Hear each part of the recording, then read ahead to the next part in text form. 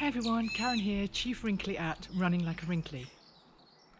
Today I want to talk to you about hydration. Now it sounds really easy, doesn't it, and simple. We're thirsty, therefore we drink, but it's not always quite as easy as that.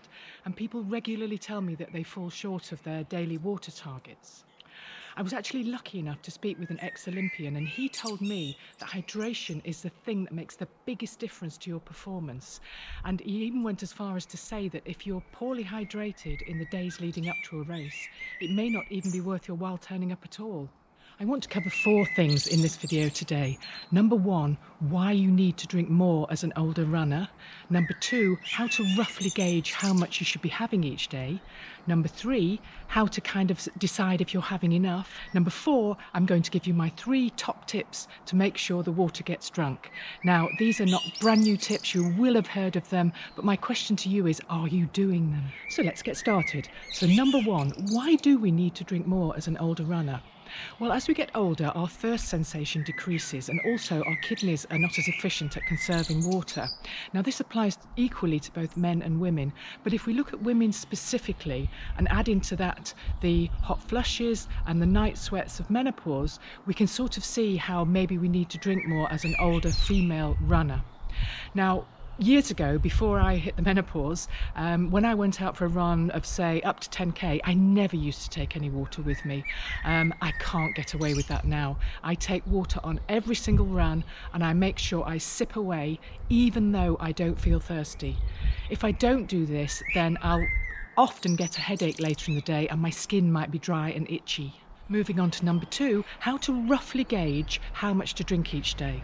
Well, I like to keep things simple, and I like to use the formula whereby you take your weight in pounds and you aim to drink half of that amount in fluid ounces of water. So for example, if you weigh 160 pounds, you would aim to drink 80 fluid ounces of water. Now, this is only a very rough guide, and you do need to experiment yourself to find out what works for you, but I find this rough guide does work for me, and that's what I kind of aim to do. Number 3, how to decide if you're getting enough. Again, let's keep it really simple. I find that the pee test works really well, and if your urine is a pale straw colour, you're probably getting enough. So moving on to number 4, and here are my top 3 tips to make sure you drink enough water each day. Number 1, reach for it first. Now, each morning when I wake up, the first thing on my mind is coffee. I have to have coffee. But what I do is, whilst that's brewing and making, I will make myself some hot water with lemon and ginger, and I make sure I drink that before I have the coffee, and already I've started on my water intake. So this is what I do first thing in the morning, while the coffee's brewing.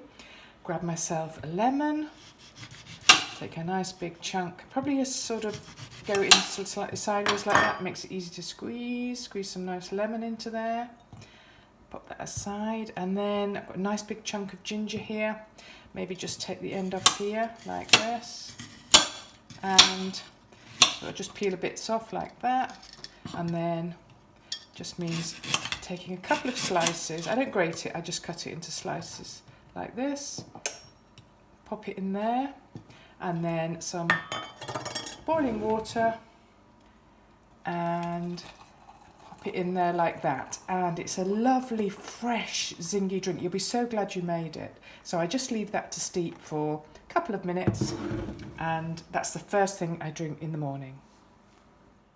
Tip number 2 is to link the drink. Now, the idea here is that you link drinking with something you know you will do every day. So what I do, I know I will always go on my computer, and I'll always look at my Kindle at some point each day.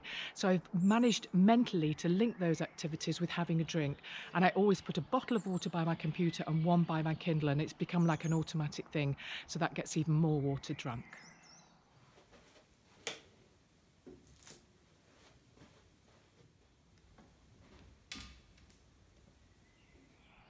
My final tip is to eat lots and lots of water-rich fruit and veg. I mean, some of them contain loads of water. Things like tomatoes and watermelon, cucumber, peaches, lots of things. What I do is I chop these things up into a small container, and I just pick at them throughout the day, and it's a really good way of getting more water into you when you're really bad at drinking like me. Now, what I do first thing in the morning is I'll fill 2 or 3 bottles up with the amount of water I'd like to drink that day, and I won't go to bed until they're empty. I know there are apps you can use to track your intake, and I have used some of these, and it's great for a few days, but I just kind of lose interest after that. I'm not very good at inputting into them. You can also get whizzy water bottles, which will buzz or flash or something when it's time to drink, but I haven't used them because mainly these tips I'm telling you now are the ones that just work well for me. Keep it simple.